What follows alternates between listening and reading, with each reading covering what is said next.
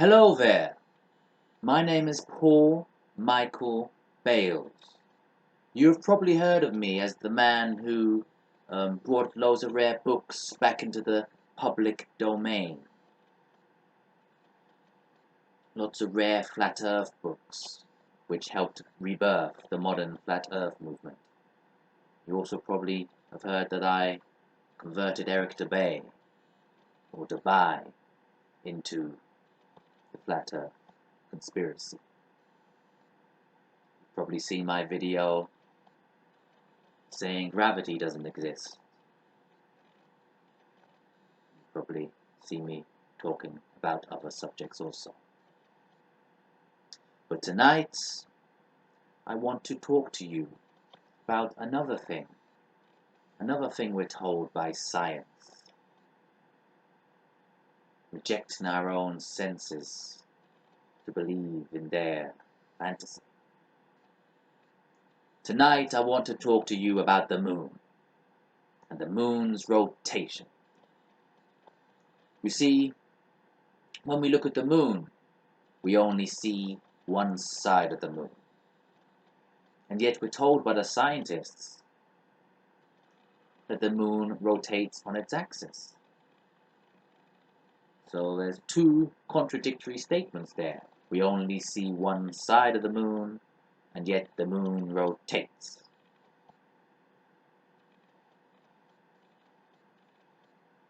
Surveys show that people don't believe that the moon rotates, showing that people naturally believe that the moon doesn't rotate. So with their own senses and surveys, they give the right answer. But to the scientists, they're wrong, because the scientists say the moon rotates. Who do you trust? The scientists or yourself? Here's another book I'm going to bring back from the dead. It's called The Moon Has No Rotation. 350-year-old moon's rotation theory repudiated. Also, some corrections in the concept of liberation and sidereal month, like J.W. Dow. I just want to read to you the preface. I like the preface.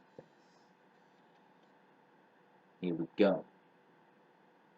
The theory of the rotation of the moon has been held ever since Galileo's time, without much challenge. Scientists all over the world have marveled at the preciseness which the moon rotates exactly once in each orbital revolution.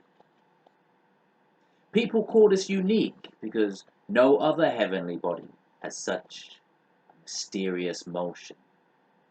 The mystery increases when it is realized that the moon does not change her face when she rotates.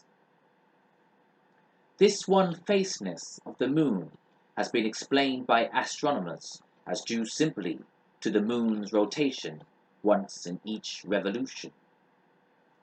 They said if the moon rotated slightly slower or faster than its speed of revolution, we should be able to see the other side of the moon sooner or later.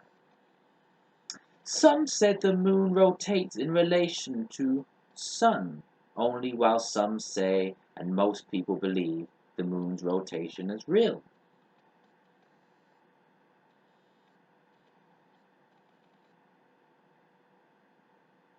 I was one of the students who were utterly confused and unable to understand this mystery when my grammar school teacher told us that the moon rotates once every 27.3 days.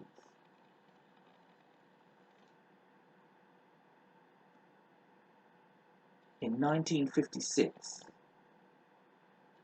when I was in Chicago, I visited the famous planetarium where I saw many huge photographs of the moon. My careful study of this good collection revived my old desire to study the moon's rotation mystery.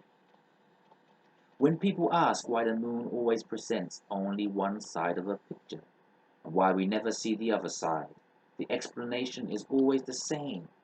That is, because the moon rotates once in each revolution or at the same speed that it revolves around the Earth. This seems quite contrary to common sense, because ordinarily you don't always see the same face of a planet if it rotates. If you see the same side all the time, it usually means that the body is standing still or does not rotate. Of course, scientists do not make such simple mistakes. However, after my long study, I find the theory of the rotation of the moon to be confusing and unattainable. It conflicts with the ordinary meaning of rotation. It is lacking in clarity in a scientific sense. Fundamental changes in our conception of rotation are called for. A complete abandonment of specific mentioning of the moon as having a unique rotation is hereby recommended for worldwide recognition. All textbooks, encyclopedias, and almanacs, as well as all astronomical publications, should discontinue singling out the moon as having a special rotation.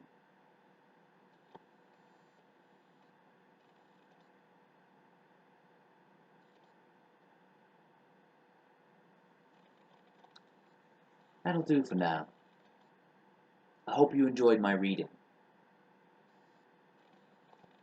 Also, I will say that there's an article, not very well known, from Nikola Tesla, the electrical wizard. He also talked about the moon rotation, how the present theory is wrong. So I thought I'd just mention him, as a lot of alternative scientists are big fans of Nikola Tesla. I hope you had a lovely night and enjoyed this reading. God bless you. Take care.